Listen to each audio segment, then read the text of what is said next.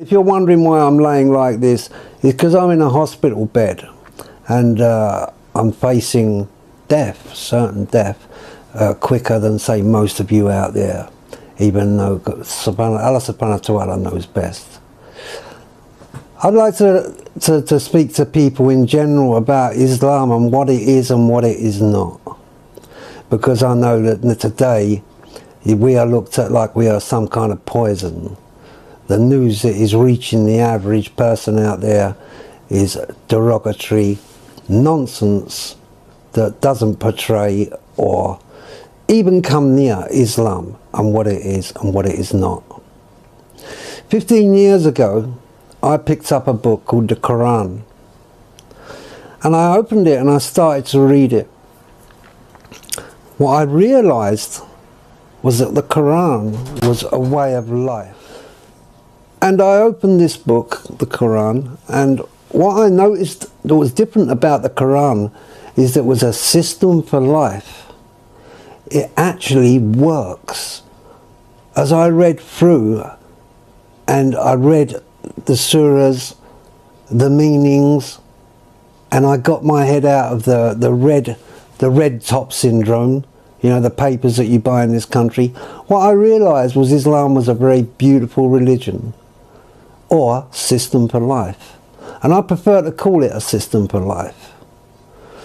When we get to religion, we all know that religion has, as far back as we can remember, has always been a point for man to start to war.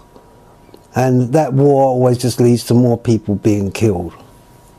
And we've got to the place now where the world is such a dangerous place that if it doesn't have a healer pretty quick, then I don't see a very good future ahead of us. When I picked up the Quran, I noticed in there that it was very straightforward reading. It was very light on the head, and as I adjusted to it, yes, I became Muslim. So I make no mistake about that. I sit here talking to you tonight as a Muslim, and 15 years ago that gift was given to me. I would like to dispel some of the ideas that have been sold to you, and they have been sold to you. And I also know that people out there may be powerless, maybe these governments that are running us are bigger than us, but you're not powerless. But I also realise a lot of people out there are waking up, and they're realising that Islam coming through the right mouths, through the good people, is a wonderful religion. Full of honour, dignity.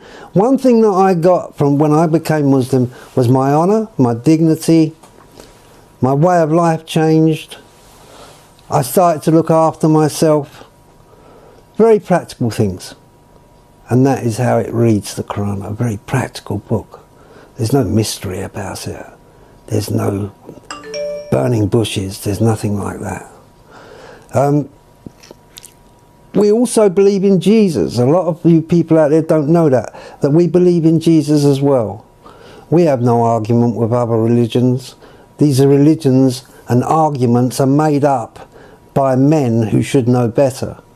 But it's the only way they know how to deal with it.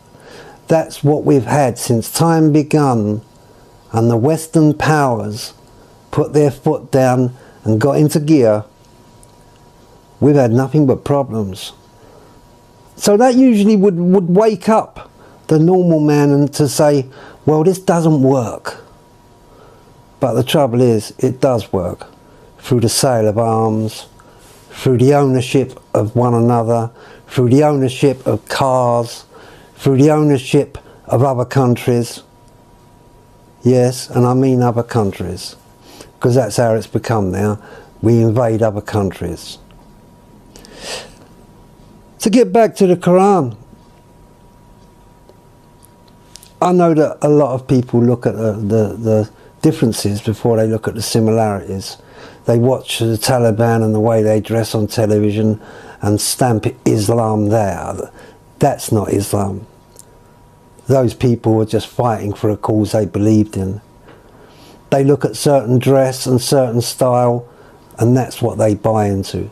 They don't believe there's actual people that are wearing them that are intelligent, good people. Now, I'm not saying Islam doesn't have its problems. We have big problems ourselves, and we need to get on our. We need to really pull ourselves together. As Muslims, we have got a lot of inside job to do. But that doesn't mean that while we're doing that, that countries, America especially, is in the business of trying to dominate other countries. You know, yes, Islam has to have a good look at itself. I couldn't say anything else for that to be the truth. But that doesn't mean that we must be subordinate to the United Kingdom and America. Those countries shouldn't be subordinate to them. Because it seems that as long as they're making all the laws, then it's okay for them to do as they like. No doubt some of you have seen recently the pictures from the Gaza Strip. Well, I'm sure every housewife out there would look at their heart and say, this is wrong.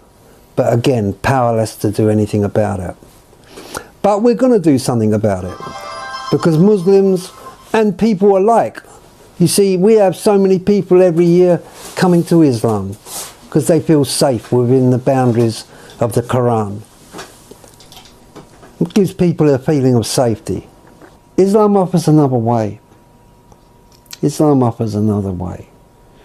A way that we should have a good look at.